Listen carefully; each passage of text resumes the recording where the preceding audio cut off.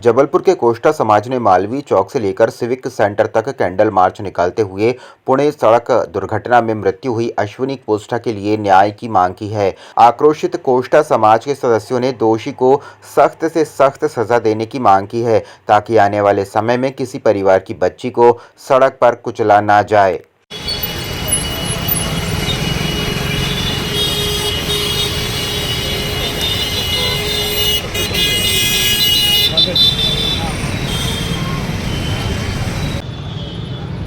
विगत दिनों पुणे में, महाराष्ट्र पुणे में कोष्टा समाज की इंडियन लड़की जबलपुर निवासी अश्विनी कुमारी और अनीश अवधिया जो कि मध्य प्रदेश से हैं, दोनों एक गाड़ी में जा रहे थे। जिस तरह से रईस यादव द्वारा कुचलते हुए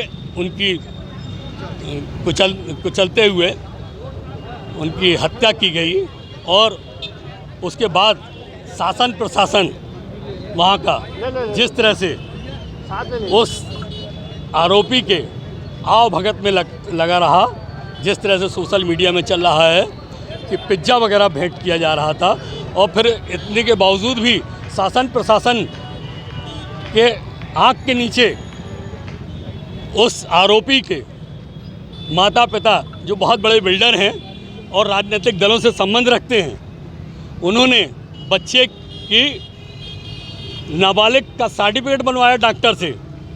शासन प्रशासन क्या कर रहा था?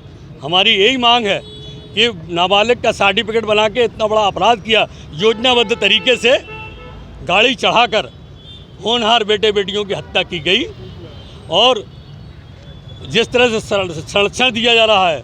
और हमारी मांग है, हमारे कोष्टा समाज की मांग है कि वो महाराष्ट्र में केस को हस्तांतरण मध्य प्रदेश में किया जाए, क्योंकि वहाँ पर सत्ता सरकार का जिस तरह से दुरुपयोग करके पूंजीपतियों द्वारा केस को बदला रूप दिया गया है, वह निंदनीय है।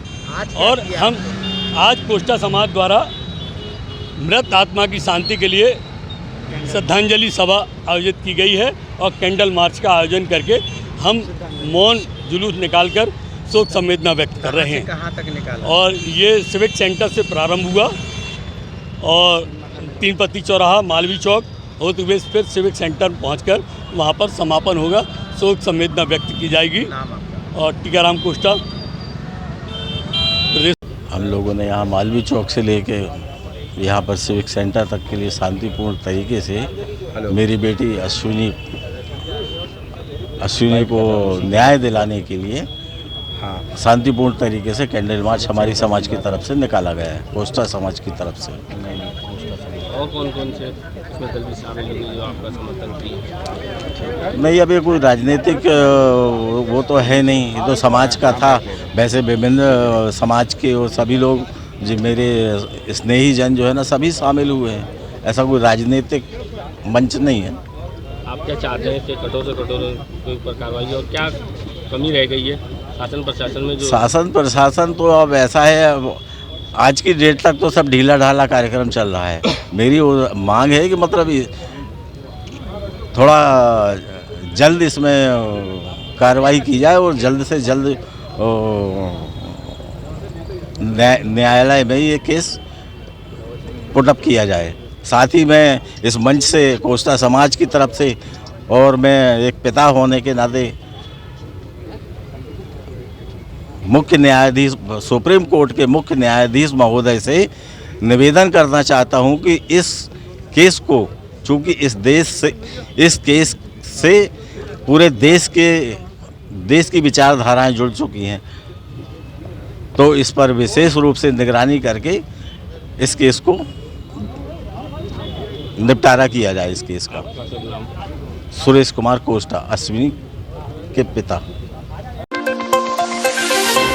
जबलपुर के राइट टाउन स्टेडियम को नगर निगम और स्मार्ट सिटी के द्वारा विकसित किया गया है, जहां नगर कांग्रेस कमेटी के द्वारा एंट्री फीस को लेकर लगातार विरोध किया जा रहा है। नगर कांग्रेस कमेटी पार्षद दल के साथ राइट टाउन स्टेडियम पर धरना दे रही है। कलेक्टर के द्वारा जल्द राइट टाउन स्टेडियम की समस्या का निराकरण करने का आश्वासन दिया गया है। राइट टाउन का जो स्टेडियम है, राइट टाउन के स्टेडियम का जो ऑपरेशन वाला पार्ट है, वो किसी आउटसोर्स एजेंसी को दिया गया है।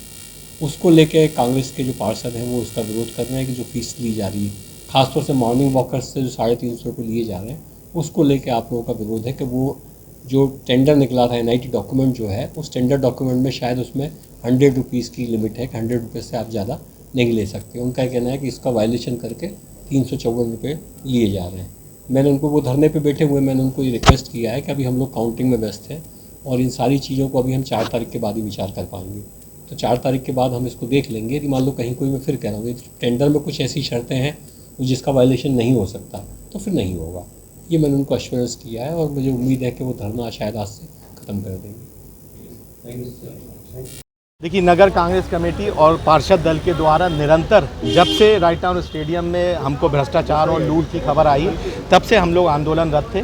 और हम लोगों ने जो पब्लिक से बातें आ रही थी कि जिस तरीके से वॉकर से पहले 1000 रुपये की अवैध वसूली करी गई, उसके बाद 354 रुपये की वसूली की गई, फिर उसके बाद 300 रुपये की वसूली करी गई। लेकिन जो ठेका का जो नियम है, जो टेंडर के नियम है, उसमें साफ तौर पे उल्लेख है कि वॉकर से सिर्फ 100 रुपये आप प्रति माह ले सकते हैं। हम लोग इसी बात को लेके धरने पर थे। कल से अनिश्चितकालीन धरना हम लोगों ने दिया था कि जो आपकी ठेका शर्तों की जो शर्त है कि आप 100 रुपये से अधिक नहीं ले सकते, आप 100 रुपये ले। कल हम लोग गए वहाँ पर कि हम लोगों की 100 रुपये की रसीद काटी जाए और हमको वहाँ पर वॉकिंग करने दी जाए। तो पुलिस बल का सहारा लेके वहाँ पर स्मार्ट सिटी के अधिकारी और ठेकेदार ने हम लोगों की रसीद नहीं कटने दी। आज ये सभी बातों को लेके माननीय कलेक्टर महोदय से हम लोगों की आधा घंटे की चर्चा हुई और उस चर्चा में बड़ी सौहार्दपूर्ण तरीके से माननीय कलेक्टर महोदय ने हम लोग की बात सुनी। हम लोग उनको धन्यवाद भी देना चाहते हैं। उनने इसको सहजता से स्वीकारा कि जो मोटी मोटी बातें थी वो तो मेरी नज़र में थी, लेकिन अंदर के जो क्या चीज़ें हैं उसको मैं नहीं देख पाया था। लेकिन मैं इसको तत्काल संज्ञान में लेता हूँ। अगर ठेका शर्तों में 100 रुपये का उल्लेख है तो निसंदेह 100 रुपये ही लिए जाएंगे। अगर ठेकेदार के ऊपर कोई ऐसे बैरियर नहीं लगाए गए हैं कि वो कितनी वसूली कर सकता है, किस चीज़ का क्या दर तय कर सकता है, तो उस पर भी वो उस चीज़ को संज्ञान में लेंगे। तो बहुत ही अच्छे तरीके से कलेक्टर साहब ने हम लोगों की बात सुनी और हम लोगों को आश्वस्त करा है कि दिन 2 दिन के अंदर और जैसे ही आचार संहिता समाप्त होती है, इस समूची व्यवस्था को वो सुधारेंगे और ठेका शर्तों में जो लिखा हुआ है उसको अक्षरता वो पालन करवाएंगे स्मार्ट सिटी से। और उनने साथ ही साथ हम लोगों से अपील भी करी है कि जो आप लोगों का अनिश्चितकालीन धरना चल रहा है उसको मैंने संज्ञान में लिया है, वो मेरी जानकारी में है और जो आपके इश्यूज़ हैं वो वाकई में जनहित के हैं और जो भी इसमें उल्लंघन हो रहा है उसको तत्काल प्रभाव से समाप्त किया जाएगा। और हम लोगों से धरना समाप्त करने की उनने अपील करी है। तो शाम को 5:30 बजे हम लोग वहाँ पर जो वॉकर्स आते हैं, जो खिलाड़ी आते हैं, उनके समक्ष अपनी बातों को रख के आज धरना समाप्त करने जा रहे हैं। मध्य प्रदेश हाईकोर्ट ने खंडवा जिले के कलेक्टर और कमिश्नर को कोलाहल अधिनियम के अंतर्गत जिले की मस्जिद से स्पीकर के लिए परमिशन देनी है या नहीं देनी है, उसकी सूचना 30 दिन के अंदर डिसाइड करने का आदेश दिया है। जिला प्रशासन द्वारा बिना किसी सूचना के स्पीकर हटाने के विरुद्ध इमाम ने मध्य प्रदेश हाईकोर्ट में याचिका दायर की गई थी। हमारे एक पक्षकार जो कि नायब इमाम है खंडवा की एक मस्जिद प्रबंधन कमेटी के, उसके लिए हमने मध्य प्रदेश उच्च न्यायालय में एक याचिका प्रस्तुत करी थी। उनका ग्रीवांस ये था कि जनवरी महीने में पुलिस एवं प्रशासन के द्वारा एकाएक आकर उनके लाउड स्पीकर बिना किसी सूचना के हटा दिए गए थे। इसको लेकर हमने मध्य प्रदेश उच्च न्यायालय में याचिका प्रस्तुत करी थी, जिसमें एकल पीठ के द्वारा यह कलेक्टर एवं कमिश्नर को कोलाहल अधिनियम के अंतर्गत यह आदेश किया गया है कि 30 दिनों के अंदर वे पिटिशनर्स के अभ्यावेदन को डिसाइड करें। अगर परमिशन नहीं देनी है तो लिखित सूचना दें और अगर देनी है तो लिखित सूचना दें।